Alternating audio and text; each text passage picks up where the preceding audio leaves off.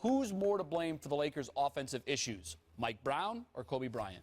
I know this is going to sound like blasphemy right here, but I'm going to say Kobe Bryant. Kobe Bryant, you think about it, coming into this year, he had his surgery in Germany. He's feeling like, okay, I'm going to show him the old Black Mamba. I'm going to show him Kobe Bryant, number 8, Afro Kobe. And then he comes out there, and he has a new coach in Mike Brown that he respects, but at the same time, it's an adjustment. You're going from the greatest coach in basketball history to now Mike Brown. So you're saying, okay, I'm going to fill this out. But as any player would tell you in a new system, you have to buy in first and trust the system before you can talk about the results. Kobe Bryant, from game 1 against the Chicago Bulls, time running out. This is a game-winning situation. He's triple teamed. He doesn't trust his bigs. So in that situation, he jacks up a shot and gets it blocked. All the way to before the All-Star break, we're watching Kobe Bryant against a James Harden in a stretch where Kobe Bryant went 11 of 39 shooting against Dallas and Oklahoma City. And James Harden is talking to Kobe Bryant like he's on the same level as Kobe Bryant. And now you watch the Lakers lose the last 2 games to the Detroit Pistons and the Washington Wizards. Yeah, that's and bad. it's all because Kobe Bryant doesn't trust or facilitate the ball to the bigs. When we see Andrew Bynum, when we see Pau Gasol, and they're being efficient, but the shot selections are low, and then you sit there and see Kobe Bryant shooting 30 times and only having 22 points, then you got to place the blame on the Mamba. Jay, Yeah. Marcellus has been watching First Take. Hey, very well done. Very well done. I can't disagree with anything you said, but here's the part where you do have to give Mike Brown a little bit of blame. He just went through a very similar situation in Cleveland where you have one guy, LeBron, that you're basically not coaching. That you have decided, you know, I'm going to let LeBron have the run of the team. And I understand that when you're a coach, especially in the NBA, it's a players' league. It's all they dictate everything. But at some point, if you're Mike Brown, some kind of way, you have to tell Kobe Bryant, you see those 2 big guys we have inside? That's our biggest advantage over any team. Look how efficiently they ran their offense against the Miami Heat. Now, granted, Chris Bosh wasn't playing, but the reason why I think that they look so much better is because they ran it inside out. Now, where I give Kobe a little bit of a pass, and I think this is why he's jacking up a lot of those shots. They have no athleticism on the perimeter other than him. They have no threat on the perimeter other than him. They're a bad 3-point shooting team. Theoretically, you want to go inside out. But when the ball comes out, unless it's Kobe's taking a shot, there's no one else to trust. There's no one else.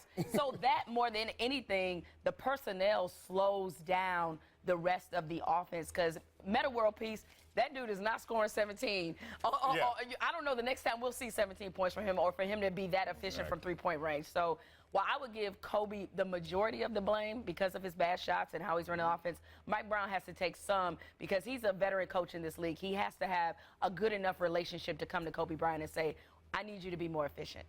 Jay, I feel like I just listened to myself twice. There's an echo in here. There's an echo in here. I'll have what both of they just had. I've been having it for a long time. Yeah. I completely agree. The last 2 nights, which are unforgivable, were Kobe Bryant's fault. And I do love me some Kobe. And the irony is that on Monday, I sat right here and said, off Sunday's game, Kobe joins the MVP discussion. Yeah. Okay? And then Mike Brown said Maybe you Tuesday, fueled this, Skip Bayless. Well, then Mike Brown said on Tuesday at the shoot-around before the game at Detroit, he made the big case. Well, why aren't you guys putting Kobe in the MVP debate? Come on. What do we do? What are we missing? What am I missing? And he made the case that I have tried to help the defense, but the offense is all Kobe all the time. He has the greenest light in the NBA. And in the last 2 nights combined, he went, 17 for 57? Yeah, wow. 17 for 57. And 1 of 10, Think about in the fourth that. quarter. 1 of 10, and in the second half last night, 3 for 18. Yeah. And you blow a 21-point lead to probably the second worst team in basketball? Exactly. Not good. It's impossible. You can't shoot 30% and be in the MVP conversation. And you think about this problem, let's use the Detroit game, for example, and this is why I'm not going to totally blame Kobe, and I don't want to be misconstrued. They played 9 players in their rotation against Detroit. 6 of those players in total production and points, 13. 13. You can line up 6 of the 9 guys that played and say, we got 13 points out of you 6. That problem right there stresses a Kobe Bryant on the perimeter when he realizes not only don't I have someone who can drive the lane, create their own shot, but even if I kick it out to you, You can't make your own shot. Right. But therefore, it's time to trust the bigs and just Okay, I inside agree, out because every you keep play. telling me, and I keep hearing from people what they don't have. Let's talk about what they do have. Kobe is rejuvenated after he did the mysterious trip to Germany. Yes. And got the experimental procedure done. Okay. You say that so suspiciously. Well, I don't know. I don't know what it was. Never been to Germany? Well, I haven't. I flew through there one time. But that's about it. But the point is, you do have Kobe, Yeah.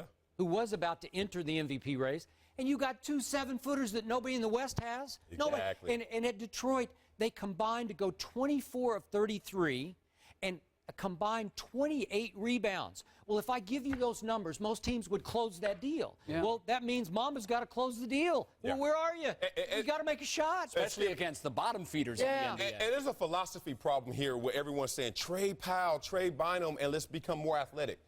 Even if you go out there and get a Sessions, you go get a Felton, I would whoever may say be. a Ramon Sessions. Yeah. Anybody, whoever you get is not going to make you catch up and close that gap between the Clippers, Oklahoma City, and athleticism. But your pure advantage is your size.